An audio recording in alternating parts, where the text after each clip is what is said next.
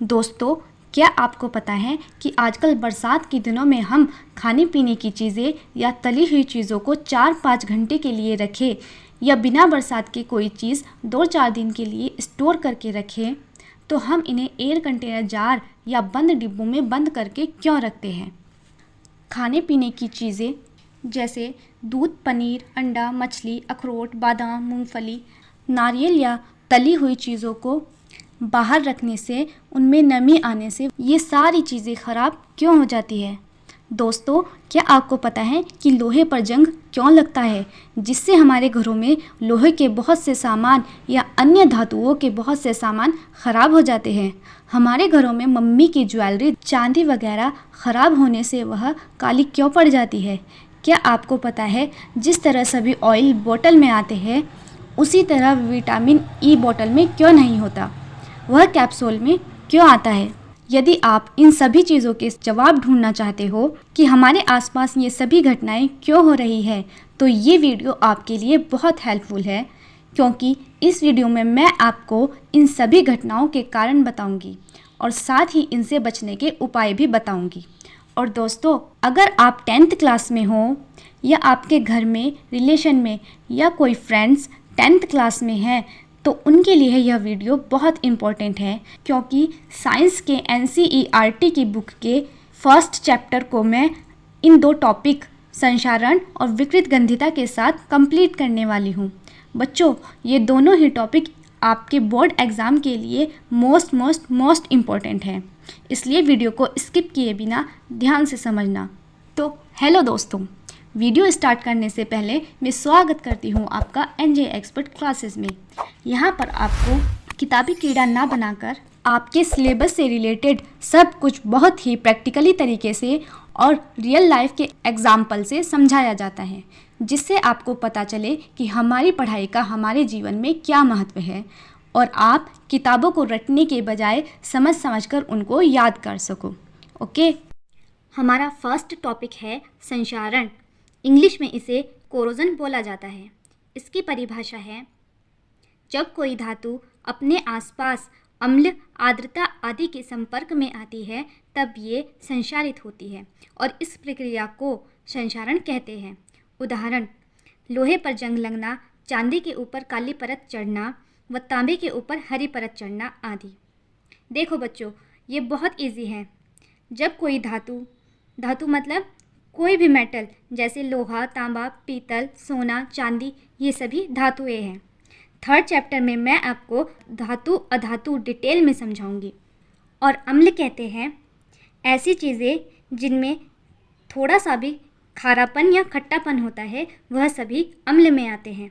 और आर्द्रता का मतलब होता है बरसात में जो भी मॉइस्चर या नमी होती है, उसे कहते हैं। तो जब कोई धातु अपने आसपास अम्ल और आर्द्रता के संपर्क में आती है, अम्ल मतलब जैसे मैंने अभी बताया, हम अलग से इन पर कोई एसिड नहीं डालते हैं। जो अम्ल हमारे वातावरण में मौजूद होते हैं, सिर्फ वही डालते हैं, जैसे या बरसात का पानी या कुछ भी खट्टापन या खारापन। ओके, तब ये संचारित होती है और इस प्रक्रिया को संचारण कहते हैं। इसे मैं शॉर्ट में समझाती हूँ। देखो, जब कोई धातु अम्ल और आर्द्रता इन दोनों के संपर्क में आती है, तब यह संचारित होने लगती है और इस पूरी प्रक्रिया को ही हम संचारण कहते हैं। इसको समझकर इस पूरी एक लाइन से तुम्हें ये डेफिनेशन याद हो जाएगी।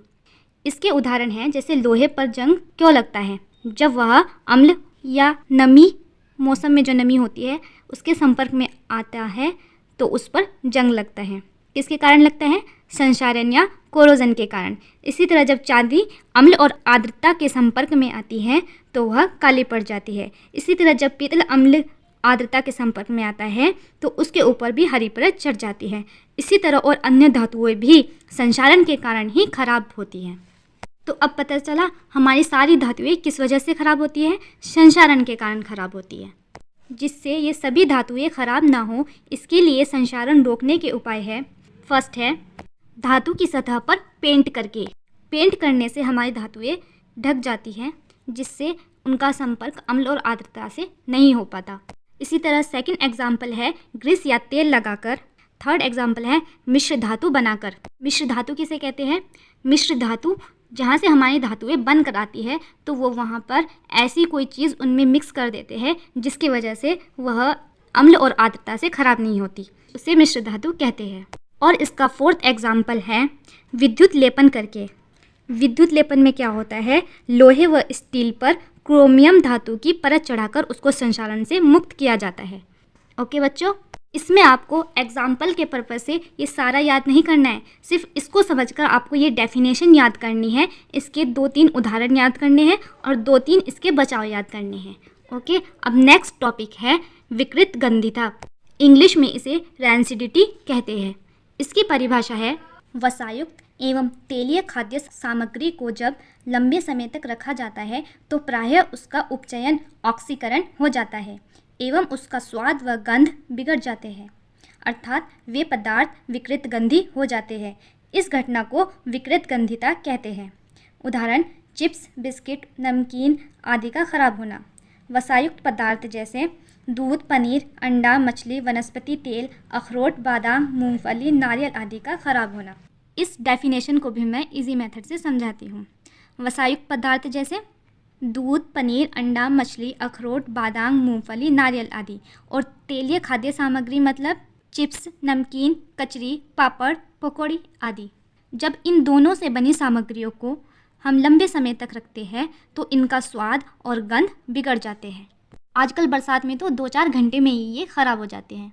इसको मैं एक एग्जाम्पल से समझाती हूँ। जैसे आपने कोई नमकीन का पैकेट खोला और उसमें से आधा खाकर खुले में ही रख दिया। जब आपने 2-3 दिन बाद उसको देखा कि अरे ये यहाँ रखा है, इसे खाना तो मैं भूल ही गया, तो जब आप इसको देखोगे तो आपको उसका स्वाद और गंध दोनों बदली हुई मिलेगी और उसको आप नहीं खा पाओगे। तो उस नमकीन के साथ ऐसा क्या हुआ जिससे उसकी स्मेल और टेस्ट दोनों चेंज हो गया? नमकीन हवा में रखे होने की वजह से उसका उपचयन मतलब उसमें ऑक्सीजन की मात्रा बढ़ जाती है जिससे वह ख़राब हो जाती है। उपचयन को मैंने बहुत अच्छे तरीके से पिछली वीडियो में समझाया था। उस वीडियो का लिंक वीडियो के डिस्क्रिप्शन बॉक्स में है, आप जाकर देख सकते हैं। हाँ, तो नमकीन हवा में रखे होने की वजह से उसका क्या हो जाता है? उपचयन हो जाता है जिससे वह ख़राब हो जाती है और इस खराब होने को ही हम साइंस में विकृत गंधिता कहते हैं। इसको भी मैं एक बार शॉर्ट में समझा देती हूँ। जब वसायुक्त और तेलीय खाद्य सामग्री को जब हम लंबे समय तक रखते हैं तो उसमें ऑक्सीजन की मात्रा बढ़ जाती है क्योंकि उसका उपचयन हो जाता है और इस उपचयन के कारण ही वह खराब हो जाती है और इस पूरी प्रक्रिया को ही हम विकृत गंधिता कहते हैं। इसी तरह इन सभी सामग्रियों में भी जब ऑक्सीजन की मात्रा बढ़ जाती है तो ये सारे पदार्थ विकृत गंधी हो जाते हैं। विकृत गंधिता को रोकने के उपाय हैं। फर्स्ट है प्रतिऑक्सीकारक का उपयोग। जब ऑक्सीजन की मात्रा बढ़ जाती है तो उसको कम करने के लिए या ख़त्म करने के लिए प्रतिऑक्सीकारक का उपयोग किया जाता है। सेकंड है खाद्य सामग्रियों को वायुरोधी बर्तनों में रखा जाता है। ऐसे बर्तन जिनमें हवा अंदर नहीं जा सकती, ढक्कन वाले, या कोई ऐसा डिब्बा जिनमें हवा अंदर नहीं जा सकती, ऐसे बर्तनों में रखा जाता है। और थर्ड है ऑक्सीजन गैस हटाकर नाइट्रोजन का उपयोग करना।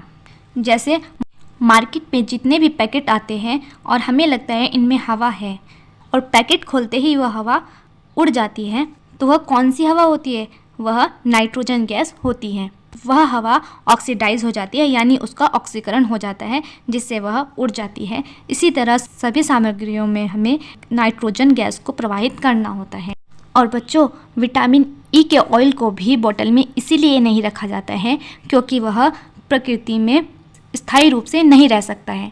जैसे ही वह खुलता है तो वह ऑक्सीडाइज हो जाता है, इसलिए उसे छोटे छोटे कैप्सूल में डिवाइड करके रखा जाता है जिससे ज़रूरत के हिसाब से हम थोड़ा थोड़ा इस्तेमाल कर सकें।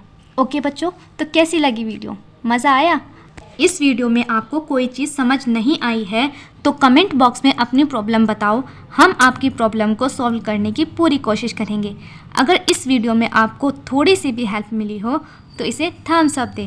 आपके घर में, रिलेशन में या किसी फ्रेंड्स के लिए वीडियो हेल्पफुल है तो इसे शेयर करो और हमारे चैनल को सब्सक्राइब करो। जल्दी ही हम आपके लिए नेक्स्ट वीडियो लेकर आएंगे। तब तक के लिए बाय बाय।